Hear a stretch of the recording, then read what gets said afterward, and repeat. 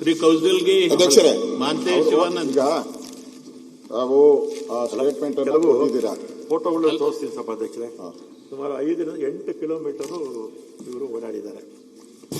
ಆಮೇಲೆ ಇದು ಜಿಂಕೆ ಮಾಂಸ ಸಭಾಧ್ಯಕ್ಷರೇ, ಇದರಲ್ಲಿ ಗುಂಡಿನ ತೂತುಗಳು ಇದೆಲ್ಲ ಕೂಡ ಇದೆ. ಇದು ಅವರು ಉಪಯೋಗಿಸಿರ್ತಕ್ಕಂಥದ್ದು ನೋಡಿ, ಇದೆಲ್ಲ ಅವ್ರು ಓದಿದ್ದು ಯಾರಿಗೂ ಕೇಳಿಸಿಲ್ಲ, ಓದಿದ್ದು ಯಾರಿಗೂ ಕೇಳಿಸಿಲ್ಲ, ಫೋಟೋಗಳು ಯಾರಿಗೂ ಕೇಳಿಸಲ್ಲ. ಕೇಳಿಸ್ತ ಊನಪ್ಪ ಹಂಗೆ ನಾವು ಹೌದು, ನಾವು ಕೇಳಿಸಿದೆ ಅಂತ ತಿಳ್ಕೊಂತೀರಿ. ಅಲ್ಲಲ್ಲ, ಕೇಳಿಸಿದೆ ಅಂತ ತಿಳ್ಕೊಂಡ್ಬಿಟ್ಟಿದ್ದೀರಿ. ಹೌದು ಸರಿ. ರಾಮಲಿಂಗಾರೆಡ್ಡಿ ಅವರೇ, ನಾನು ಹೇಳೋದು ಈ ಪ್ರಕರಣದಲ್ಲಿ ಒಂಥರ ಸಾಲು ಸಾಲು ತಪ್ಪುಗಳನ್ನ ಮಾಡ್ತಾ ಇರೋದು. ಜನಗಳು ಈಗ ಪ್ರಶ್ನೆ ಮಾಡ್ತಾ ಇದ್ದಾರೆ, ನಾಗರಿಕರು ಪ್ರಶ್ನೆ ಮಾಡ್ತಾ ಇದ್ದಾರೆ. ಏನು ಅಂತ ಹೇಳಿದ್ರೆ, ಅಲ್ಲೇ ಮೆಡಿಕಲ್ ಆಸ್ಪತ್ರೆ ಇದೆ ಚಾಮರಾಜನಗರದಲ್ಲಿ, ಅಲ್ಲೇ ಡಾಕ್ಟರ್ ಇದ್ದಾರೆ, ಪ್ರೊಫೆಸರ್ಸ್ ಇದ್ದಾರೆ. ಮೈಸೂರಿಗೆ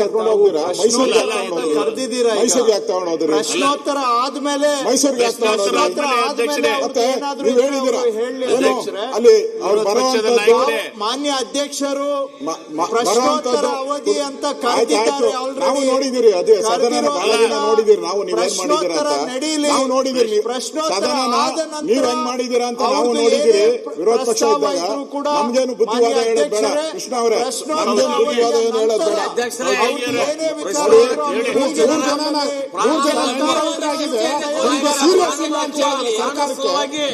ಸೀರಿಯಸ್ ಇಲ್ಲ ಅಂತ ಹೇಳಿ 3 ಜನ ಎನ್ಕೌಂಟರ್ ಆಗಿದೆ. ಸೀರಿಯಸ್ ಇಲ್ಲ ನಿಮ್ಗೆ? ಅದಕ್ಕೆ ನಿಮ್ಗೆ ಹೇಳಿದ್ವಿ, ರೈತರು ಅಂತ ಹೇಳ್ತಾರೆ, ದನ ಹೊಡ್ಕೊಂಡು ಹೋಗಿದ್ರು ಅಂತಾರೆ. ನಿಮ್ಗೆ ಸೀರಿಯಸ್ನೆಸ್ ಇಲ್ಲ. ತಮಿಳುನಾಡು ಮುಖ್ಯಮಂತ್ರಿ ಅವರು ಸ್ಟೇಟ್ಮೆಂಟ್ ಮಾಡ್ತಾರೆ, ನಿಮ್ಗೆ ಸೀರಿಯಸ್ನೆಸ್ ಇಲ್ಲ. ರೂಲ್ಸ್ ಎಲ್ಲ ಹೇಳ್ತೀರಾ, ರೂಲ್ಸ್ ಎಲ್ಲ ಹೇಳ್ಕೊಂಡು ಕೂತಿದ್ದೀರಾ. 3 ಜನ ಎನ್ಕೌಂಟರ್ ಎನ್ಕೌಂಟರ್ ಮಾಡಿದ್ದೀರಾ ನೀವು? ಎನ್ಕೌಂಟರ್ ಮಾಡಿದ್ರೆ ವಿಷಯ ಇದ್ರು ತದನಂತರ ತೆಗೆದುಕೊಳ್ಳೋದು ಇದು ಒಂದು ಸಂಪ್ರದಾಯ ಇದೆ. ಪುಸ್ತಕದಲ್ಲೂ ಕೂಡ ಅದೇ ಇದೆ. ದಯವಿಟ್ಟು ಅವರು ಸಹಕಾರ ಕೊಡ್ಲಿ. ಅವಕಾಶ ಮಾಡಿಕೊಡೋಣ, ನಿಯಮವಾಗಿ ನಡ್ಕೋರಿ. ಅಲ್ಲ, ನಿಮ್ಗೆ ಪರಿಹಾರ ಸಿಗ್ಬೇಕಾ?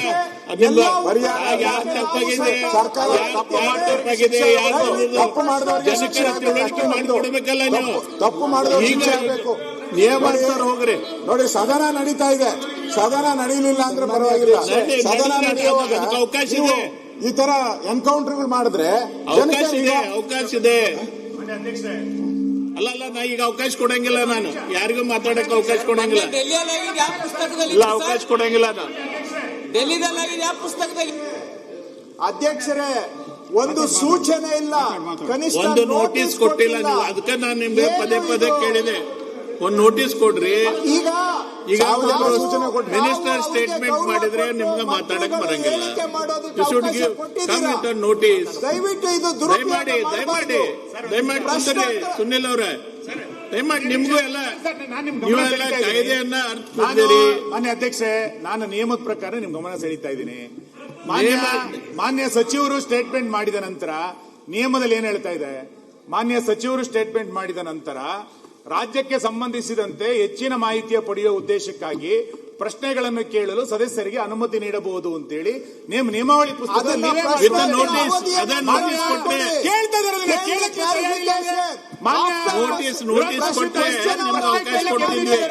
ನೀವು ಮಂತ್ರಿ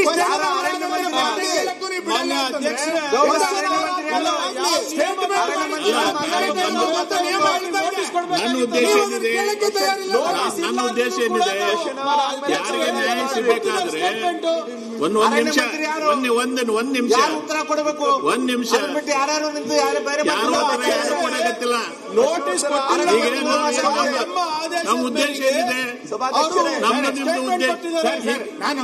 ಮಾನ್ಯ ಅಧ್ಯಕ್ಷ, ಒಂದೇ ನಿಮಿಷ ನಾನು ಮುಗಿಸ್ತೇನೆ. ಈ ಘಟನೆ ನಡೆದು ಹೋಗಿದೆ. ಈ ಘಟನೆ ನಡೆದು ಹೋಗಿದೆ.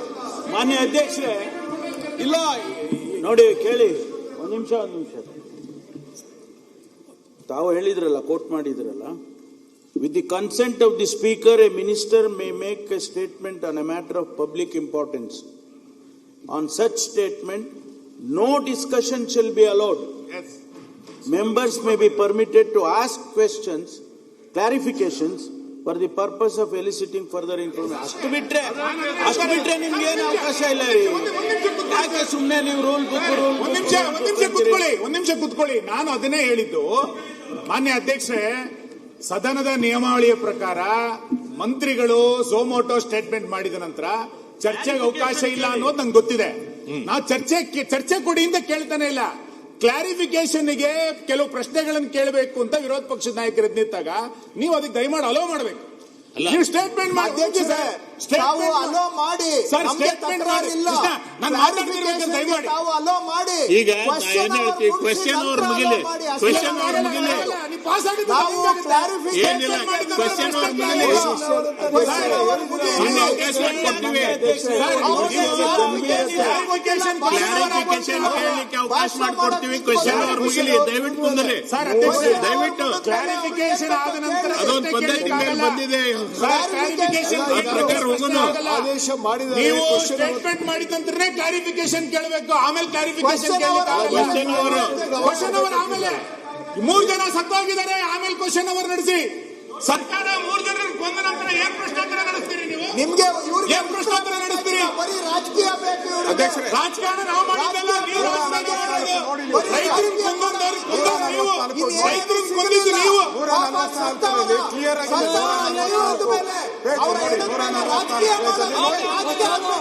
ಕ್ಲಿಯರ್ ಆಗಿದೆ ಅದು. ಅದರಲ್ಲಿ ಪ್ರಾಣ ಹೋದವ್ರ ಮೇಲೆ ರಾಜಕೀಯ ಮಾಡ್ತಾ ಇದ್ದಾರೆ. ರಾಜಕೀಯ ಆಗ್ಬೇಕು ಇವರಿಗೆ.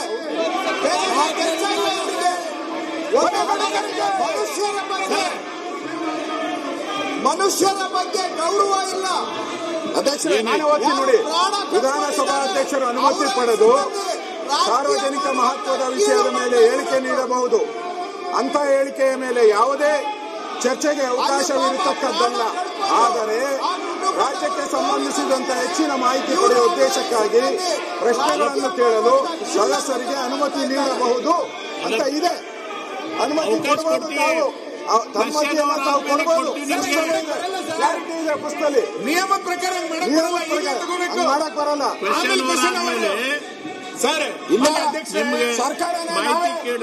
ಸರ್ಕಾರನೇ ನಾವೇ ಎನ್ಕೌಂಟರ್ ಮಾಡಿದ್ರಿ ಅಂತ ಹೇಳ್ಬಿಡಿ, ಬಿಟ್ಬಿಡಿ. ನನಗೆ ಹೇಳ್ಬಿಡ್ಲಿ, ಸರ್ಕಾರನೇ ನಾವೇ ಹೇಳಿದ್ರಿ ಎನ್ಕೌಂಟರ್ ಮಾಡಕ್ಕೆ ಅಂತ ಹೇಳ್ಬಿಡ್ಲಿ, ಬಿಟ್ಬಿಡ್ಲಿ. ನಾಚಿಕೆ ಆಗಲ್ಲ ಅವ್ರಿಗೆ. ತಮಿಳುನಾಡು ಮುಖ್ಯಮಂತ್ರಿ ಸ್ಟೇಟ್ಮೆಂಟ್ ಮಾಡ್ತಾರೆ ಅಂದ್ರೆ ಅದಕ್ಕೆ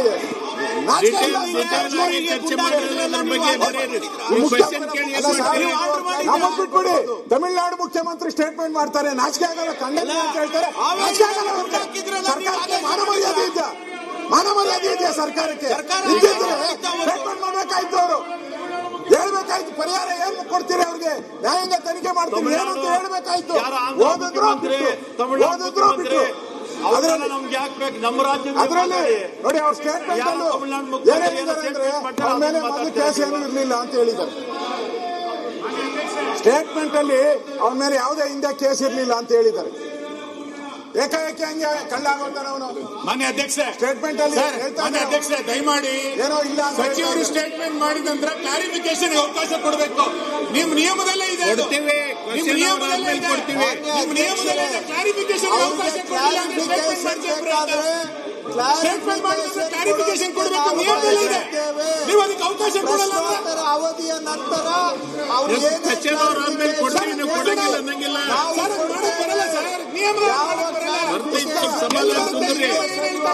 ಇಲ್ಲ.